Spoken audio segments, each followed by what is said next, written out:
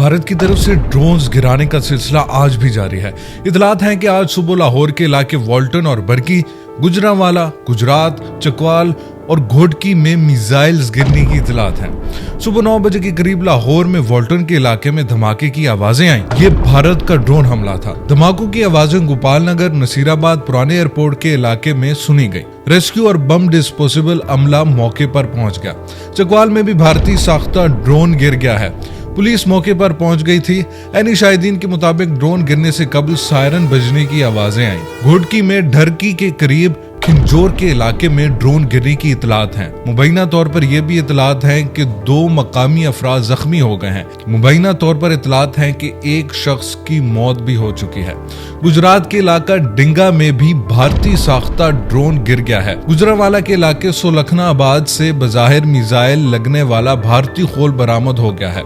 लाहौर वॉल्टन के बाद लाहौर में बरकी के इलाके में भी एक ड्रोन गिर गया।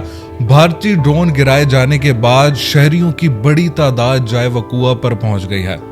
वॉल्टन ओल्ड एयरपोर्ट के करीब जुमेरात की सुबह अचानक शदीद धमाकों की आवाजें सुनी गईं, जिन्होंने शहरियों को खौफजदा कर दिया। मुबैना तौर पर यह बताया जा रहा है कि वॉल्टन के साथ मुल्हक्का इलाकों में यके बाद दीगरे 3 धमाकों की आवाजें सुनी गई हैं।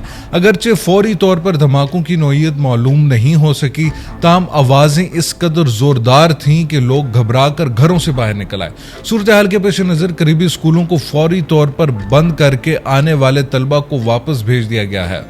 शहर में सिक्योरिटी हाई अलर्ट कर दी गई है, जबकि पुलिस और रेस्क्यू की गाड़ियां मौका पर पहुंच गईं और इलाके को घेरे में लेकर तहकीकात का आगाज कर दिया गया है।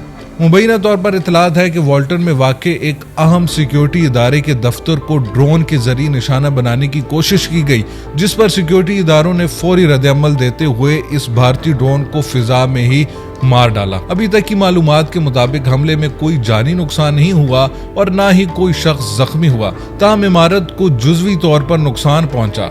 वाक़े के बाद इलाके में सिक्योरिटी हाई अलर्ट कर दी गई है।